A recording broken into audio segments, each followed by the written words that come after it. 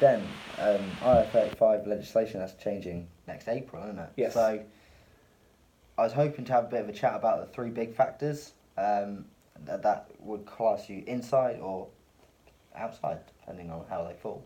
Yeah, let's do that. So three big factors. The first one is substitution. What do you know about substitution? A substitution, that's whether an interim has the right to replace themselves should there be sickness, or them not being able to get there for whatever reason. It's not really as simple as it sounds, is it? No, it's quite a difficult one, and of the three factors, it's probably the most difficult, because most contracts have substitution clause in there, but the likelihood of the client saying, "Oh yeah, okay, let's have John in tomorrow," even though they've never met John before, and they've got a Tesco audit, I don't think that's going to happen. It was a bit like you were saying, "I'm not in tomorrow, but my girlfriend's going to cover for me." Yeah. I don't think that would wash. But No. what you could do is, I know some interims, they'll have a network of interims. So, if it's not me, it's this guy, or this lass.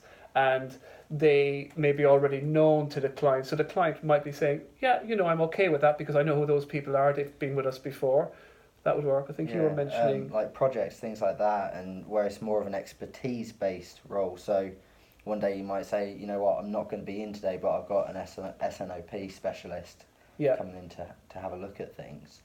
They may be a bit more relaxed in that environment as well. Yeah, for definite. So there's things you can do, but yeah, it's a difficult one. Then the next one is sort of a 3-in-1, which is supervision, direction and control. Yes. What do you know about that? I mean, there is a lot of scope, isn't there, with There this is. one? I mean, the one which has, I'd say, the most scope out of those three is probably the control aspect. Yeah. So whether you control what days you're in and what, if you've got to be there from 9 till 5, like say if my role here was interim, I've got to be here at 9 o'clock and I'll go home at 5 o'clock and I'm here from Monday to Friday. But you were saying as in when you're with your factory days, it's a bit different to that. Yeah, so for some interim contracts, if you've got an interim ops person, ops support, they'll be probably in at 5 or 6 in the morning to make sure startup's okay, and they may be staying late, but they determine that themselves. But then you look at some of the shift guys you got out there, interim shift, they're doing a 4 on 4 off. They're in at 6, they're finishing at 6. That's really lending itself towards outside. But then we got inside, sorry. and then we've got some guys. We got some senior ops guys, but they come and go when they want. And one of them actually, they may work from home some days. So that's a big outside tick, isn't it? Definitely a big outside tick, and there's like we're saying, there's a lot of scope for that. There is. What about the direction then? Because there's a bit of scope in there as well, isn't there? Direction is very much whether is the company saying, this is how we do it, this is exactly how you're going to do it, and this is the end goal, or whether they're saying, coming to you and say, well, Den, we've got this, 1 million turnarounds, let's say. Yeah. That's the end goal, but how you do it, that's down to you. That kind of thing would very much help to sit outside if it's the latter of those two. Yeah, it really would. And you're saying there's your deliverable, but how you deliver it, you set the vision, you're the expert. And also from a supervision, it helps with that as well, because you're not having someone saying you're doing this, and this. You're actually creating the workflow yourself, and you're the expert. So there's a lot of scope in those three areas there to be outside of IR35. But you need to be very clear in your project deliverables and your objective. And then the final one, mutuality of obligation. Again, there's a lot of scope, isn't there? So it's about whether there's from a client's point of view about the obligation to offer work, whether there is none, and from an interim's or an employee's point of view, accepting that work and on an obligation to do so, i.e., you offer me work when we're busy and when we're quiet, and I accept that work whether we're busy or quiet. And with yourself, with your notice period, even if we're quiet, you're still here. Whereas we look at an interim role, our contracts, we've got a 1 week notice period, so there's a short notice period. The client can terminate the contract.